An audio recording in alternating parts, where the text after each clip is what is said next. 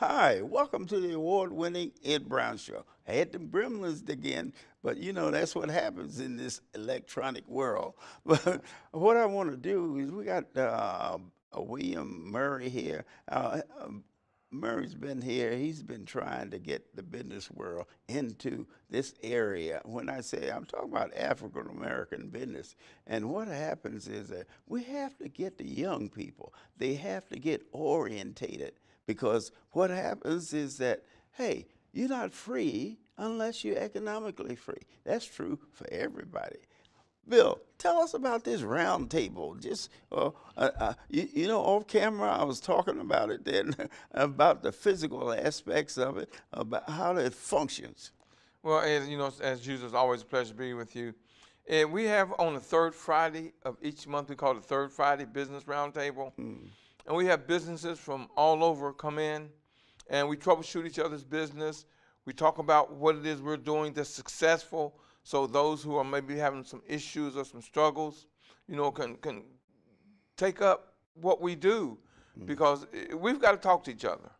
The answers are right there, because what I'm not doing, you may be doing. If you tell me what you're doing and it's working, I may have to get to try to build and grow mine. And we're also emphasizing on that, that we're asking them, if you want to, you can bring your teenage children. And we have a lot of young people there in their early 20s, 30s, and they're young at business, because we want to give you the edge. We don't want you to fail. We want you to be able to be successful, so we come together and business, every walk of life of business. We don't have who can and who can't come. All you got to do is just show up, and it's like I said, the third Friday at the Institute, and it's always from 6:30 to 8:30. So it's 2 hours that we get a chance to brainstorm and talk to each other and help each other build and grow, work on our issues. And like one thing I tell them, what's ever said in that room stays in that room unless you're talking positive about the business once you leave the room. And it's so fantastic, Ed, and all the business people that come, they get a chance to discuss their business and find out how to build and grow their business to that next level. And see, that's the thing. People get stuck where they are, and we try to tell you, don't get complacent. Always work on building it and preparing it for, you got to be futuristic. Right. And see, what you have to emphasize too is a financial system. There's a financial system in this country that works. And this is the thing, it's not working for African American, where they have difficulties at the banks, at the credit union, which they have, most of them have all the money in the credit union and the banks. And then when they get ready to, open up a business or something like that, they can't get the funds necessary.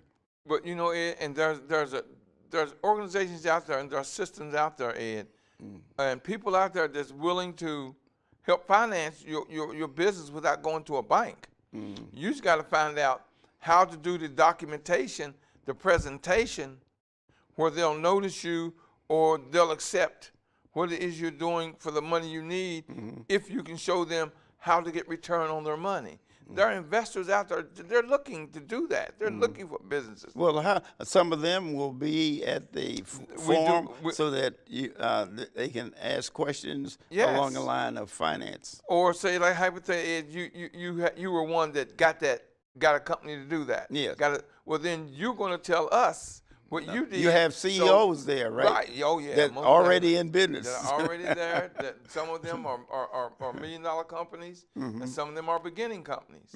You know me, I've been an entrepreneur now for over 40 years. Yeah.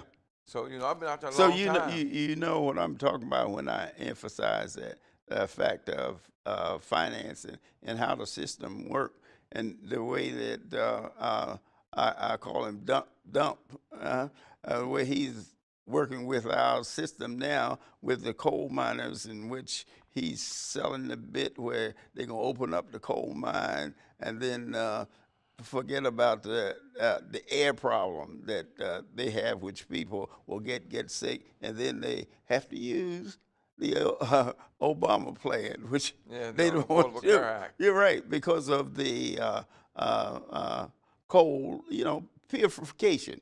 This is the thing. But anyway, now where is that going to be? Tell It's us going to be again. in my institute at 8101 Sandy Spring Road. That's in Laurel, Maryland. It's in Suite 290. That's 20707. Okay. And it's easy. It's right off the Beltway, off of exit 31. You go to exit 33A, and it's right there. And then you promised that some of the youngsters that have been involved in your business program, you're going to have some of them on the next show. Next time I'll come on air. You have some of them that have been through the system and how the system has really worked. See, a lot of young people, they don't feel they have confidence, especially when they go to college, they get a degree, and they come out and they owe a house note for their education. So what do? They come out and they can't find a job. You know what I mean? So they look at alternatives, and I was giving you the alternatives some of them take. It's not a good alternative. Yeah, they don't know nobody. And that's crime. Whereas they look at their peers. Okay, their peers. Well, Johnny Jones didn't go to college. He didn't do nothing, but he's an illegal drug dealer. Okay, he got a big $450,000 house and a Mercedes. Okay, they don't know that's the road to destruction because it doesn't last. So sooner or later, well, the Russians gave you a good example of that type of thing. They knocked off a guy in broad daylight over there. Yeah. You know what I mean? Because the fact that he did something in the system that He ticked somebody off. Right. That happens. And the same thing happens when young men, they have no alternative. Once they get a record, then it doesn't make any difference. They can come out and work at fast food or something like that. But you can't qualify for nothing working at McDonald's. And, one of the things I got to give for what we do, we try to do something different from everyone else. And we try to give you the guidelines. We tell you, you don't really have to go out and look for a job. You can create one. During the times like right now, something Warren Buffett said years and years ago, he said, when times are hard, that's when millionaires are made. We teach you the system, because it's a process and a system to business. And see, what people don't realize, Ed, is everyone is an entrepreneur. I don't care. You can have 10 jobs. You're still an entrepreneur because your life is a business. And once you understand the process of business, and you understand financing, you understand planning, you understand futuristic planning, and how to go out there and create your own. See, nobody can make you as happy or pay you as much as you can pay you, but you got to know the process, you've got to be patient, and you got to be persistent. And we teach you that, and that's why this round table, we give you the chance to see how other successful businesses are succeeding, what they're doing. You get a chance to sit and talk to people. How often can you get in a room with 20, 30 CEOs? Right. And talk? And you can bring your children and show them that there are so many more businesses than basketball, football, or rap music and industry. They get a chance to see things. They get a chance to learn. We teach you and guide you and help you understand the process of business.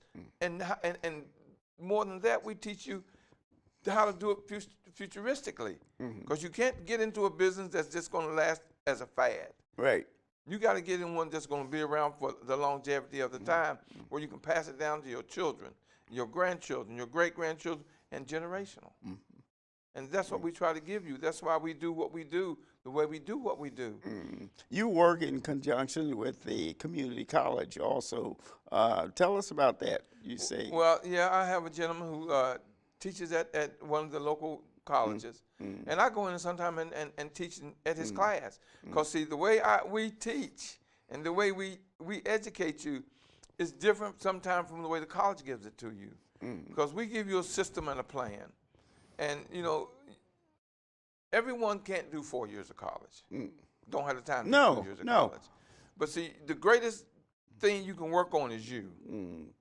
And once you learn that you got to do, see, college and high school education is great. Right. Get it. Right. But your studies don't really begin until after you graduate. That's when your studies really began, because that's when you got to face the reality of the world and what it's going to take for you to succeed in life and in business. But like I say, your life is a business. Mm-hmm. And those who are most successful are those that organize their life as a business. So you must know the process. Yeah, that's so important, you know. I know when I was going to school, you know, I'm from the old school, you know, they say, okay, what you do, you go to school, you get a college degree, and you come out and you work 40 years and retire. That's antique now. That is very That antiquated. that is antique. What you have to realize, money can work harder and longer for you than you'll ever be able to do yourself, because that's how Buffett Yeah. and the rest of them, you think they worry about an 8-hour day, you know, or a lunchtime, taking an hour for lunch, and that trivial thing like that. They're not involved with that type of thing. You know, Ed, one thing that they do, that one of the things that I'm very adamant on we teach is you never work for money. Mm-hmm. You can work for money, but money is numbers. Mm-hmm. Numbers are infinitive. So you'll be forever chasing that dollar. But if you work for success, when success pays you, when you're successful at what you do, you're going to build a better future and more wealth from working for success than working for money. Because success will pay you more than if you're just chasing the dollar. Yeah. And we teach them, don't work for money. Be successful at what you do, and success will pay you. Sure, that's no doubt about it. But what happens is that we as adults, we have to sell this to the youngsters. Right now, I worked for the police department 10 years. So in the lab, I was in charge of the drug lab. And 80%, I used to go to court, 80% of the prisoners there were African Americans. Yeah. And what happens is that they run in, these young kids, they run into a system where, okay, Prince George County schools, they say they're doing fine, but they just lost $6.4 million in Head Start program, and then you find 50% of the youngsters in high school don't graduate. You know, See, Ed, and around the same jurisdiction, so what do you have, Montgomery County? They in the 80s, in Virginia in the 80s. And these are things that people really, that's why I always emphasize mentoring the young people important. into a position of authority. I have a young man that comes on the show, is a CEO, and he has a program dealing with the CEO position. And I put a lot of weight on MGM. They claimed they were going to give X number of dollars to the school system. They gave $50 million, but what happened is that they put it in the general fund. Yeah, And see, well, anytime you put, it wasn't earmarked for the education. You know, Ed, one thing, we're mobile. See, we don't only do it at our institute, because I speak at a lot of places. And I speak with the police department, the fire department, and some government agencies, and some of these private colleges and universities. I speak all over the country, and I teach. And I talk and show them that you can do what you want to do if you just take the time to learn. See, Ed, today, with today's technology, with Google, and the internet, and the Millionaire Mastermind Institute, Yeah. ignorance is a choice. It's a choice, because all you can hit one button, you got what you want. Last month, just for the month of February, we did 15 events. I spoke at many places. You know, and I get booked a lot to travel. And the institute is available, so that's showing me that we're reaching people, and they're bringing us in to teach and explain to people how to survive. And the main thing is, people don't know how to handle their money. Children, you don't take time to sit down and show your children what it takes for you to live from month to month. Sit down with your children when you pay your bills and show them what it takes for you to pay your house note, to pay the car note, put food on the table, and pay for the utilities and everything else. Instead, we just send them to college. They graduate. When they get in college, they don't understand money. We have got to teach them. It's our fault. It's not their fault they don't know. It's our fault we don't know. That's the reason I'm so adamant on the youth division that we have within the institute. Because, you know, we've done 2 or 3 events just for the youth in the Right. last 30 Well, days. well, that's what I was thinking about. Tell us a little bit about those. Well, and we had the youth come in and we showed them what it's going to take to go to college and how to plan your college, your yearly college, so you're organized. Okay, you heard it here in the Ed Brown Show. Tell us once again, we got a rep. Okay, Where it is going to be and what time? 8101 Sandy Spring Road. That's Suite 290 in Laurel, Maryland, 20707. And that's from 6:30 to 8:30. But we have a lot of other events. Just tune into the website. Okay, and this has been Ed Brown, and I'll see you next time. Don't forget, go to those budget meetings. They're very, very important. You see what Trump is doing to you. Number 45. See ya.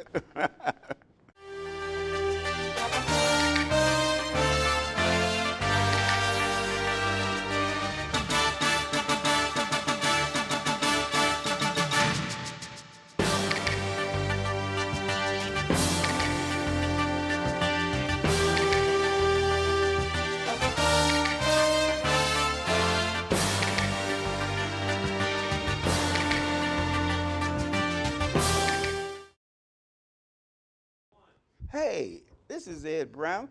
I'm back here. Boy, getting back on the set is the Gremlins. That is the first part of the set, and now I got to deal with the staff. But anyway, we have someone very special here. Oh, we got Marvin Jackson. Now, this guy I've known 20-some years. He's done everything, been everywhere around here as far as television and radio is concerned. But he's the voice of the Bulldogs. You know the Bulldog, Bowie State? Yeah. Actually, also he's a representative of the African American College. What do you call it, Marvin? HBCUs. The HBCU. I bet you some of you have never heard of it, but you've heard of Bowie State, Virginia Union, Howard. Norfolk Carolina, A&T, Howard University. Now, this young man here, this is the first time I've had him on the show, but I've known him 20-some years, you know. We used to go up and down with the Redskins to go to the, get the lousy hot dogs that they had for the press and all of that. That's you know. true. But the food was terrible. And you it's know. still lousy. It's still lousy. But anyway, Marvin is, he has worked in Prince George County for decades. He's done many, many things. I'm going to let him tell you something about the HBCUs, about what you can do to really help these colleges. You got to enter check. We take checks, okay? Oh, no, we don't. I'm just kidding. But anyway, the value of the HBCUs are something that people need to realize. Most of your leaders in this country, African-American leaders, they came from HBCUs. Marvin, tell us a little bit. Don't go too far back because we only have 15 minutes, okay? I can't go too far back because I'm not that old. So I can't, and I have not done 20-some years. I'm not that old. Don't listen to Ed Brown. But truly, Ed, it has been great working with HBCUs. I used to do work with the Urban League, going to HBCUs, doing mentoring. And that was probably one of my best things I've ever done. And basically, we were just talking to the young people about their future. You know, they were in school, but they didn't know what they wanted to do. So we would talk to them for a whole week about their future. We went in classrooms, we did symposiums, and it was just awesome. And a lot of those young people are very successful to this day. Recently, and I guess for about 20-some years, I've been working as the PA announcer at Bowie State, so they call me the voice of the Bulldogs at basketball and football, and it's been just a great experience. I get to do a lot of work with the CIAA, which is the conference that Bowie State is in, and you know, as you know, your Virginia Union Lady Everybody Panthers stand. went to the championship this All year. rise. Division II women's basketball championship. Also, the Bowie State teams have been doing well. Bowie State's bowling team just won their 3rd straight CIAA championship. Their women's team was ranked in the top 25 in black in the NCAA. They were ranked in the Right. top 25 for basketball. Their men's team won the CIAA championship for the third time in 4 Right. years. I mean, second time in 4 years. Their football team, the past 2 seasons, have been in the CIAA championship, but lost to Winston-Salem State. So Bowie State's athletic program is doing very well. One thing I'd like to say, since we're talking about HBCUs, a lot of people don't realize this is the 50th anniversary of Winston-Salem State's basketball team winning the national championship of Division II, and that was when their top senior, who averaged 41 points a game, was Earl the Pearl Monroe. Pearl. This is the 50th anniversary of that, and you don't hear a lot of people talking about it, but they were the first HBCU to win a national championship Right. in the NCAA. So a lot of great things going on with the HBCUs.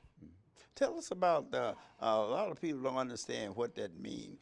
Sort of explain that and actually the origin of the HCBUs. Okay, well, it's historically black colleges and universities, and it goes way back to the first historically black college was Lincoln University. Yeah, Pennsylvania. And right there from near where you were Right, from. near Philly. Yeah, and then Cheney was the Cheney second. was next. And then guess who was the third? And a lot of people don't realize it. Bowie State. It started in Baltimore, and they moved to Bowie at the turn of the century, but they started in 1865. Wow. It's been over 150 years. So there's a lot of history right here in this area. Of course, this is all right after the Civil War. So that's why the schools that were started first were in the northern part. And I think the first school in the South was Shaw University in Raleigh. That was the first HBCU in the South. And then, of course, Johnson C. Smith came, and St. Aug, and some of those great schools in the South. So those schools actually, because of those schools, we've had a lot of successful people in this country who are African American that would not have had an opportunity. They couldn't even go to school in North Carolina. Couldn't even go to the game. You couldn't even go to game. You couldn't do anything at a regular university. Right. You know, until like the 60s, you Right. know. Right. So they had to go to those schools. And then, of course, there were some schools in the north that you could go to. And a lot of times what they did is they went to those schools, the HBCUs, and then they went to graduate school in the north, up in Massachusetts or New York. Well, what happened with that, I tell this story because I thought Bear Bryant at that time during segregation, he had, Alabama was one of the #1 teams, but it was segregated in the South. But what happened is that they decided to say, well, we need some practice, so we'll get one of those teams up north, you know, that we don't allow them on our team, but we're going to practice, have them, and teams, small colleges like Swarthmore and things like that. And what happened is that this young man, African American, he came down. Alabama was ranked, I think, #1 in the nation. He was a running back, and he came over and he ran all over Alabama. The press, they tried not to make it known. In other words, they said, well, half the people in play, they made excuses. But I think the school was in Illinois. But anyway, after that, Bear Bryant went to the state legislators, and he said, hey, look, we got to have some African Americans on our team. And that's how it started. And really, that's when it really started, where this young man, Northern Illinois or something, it was a small school, he went down, he ran over #1, and Bear Bryant wasn't a politician, but he said, hey, look, you guys want a champion, so we have to, he used the phrase which I don't like, we need some of them. You know what I mean? But anyway, that really, a lot of people don't realize the history, what caused that. And just like those two major sports, like basketball and football, that's why African Americans are well represented. Yeah, and Alabama now has, I think, 85% of their players are African American. Yeah, right. And they're #1 You're every right, year, right? so that tells you a lot about right. that. Well, that's what I say. Well, right. that's. I'm glad you and mentioned that. let me tell you another story real quick. Bobby Mitchell, the first black player with the Washington Redskins back in '61. Yeah, and, 5 minutes. Okay, and it's real quick. Bobby Mitchell told me that when he came out of high school, he had no idea what he was going to do, but his mom knew an attorney or judge or something in Arkansas, where he was from, a little small place in Arkansas, and he knew somebody at University of Illinois because he was told he couldn't go to school in Arkansas because those schools wouldn't accept him because he's black. So he said he got on a train and went to Illinois. He said he had no idea where Illinois was. He just went, and he ended up there. And he said that Grambling and Florida A&M, Eddie Robinson and the guy at FAMU were saying, "Hey, we want you to come here." And he said he looked at their rosters and he knew he wasn't as good as those guys at FAMU and Grambling.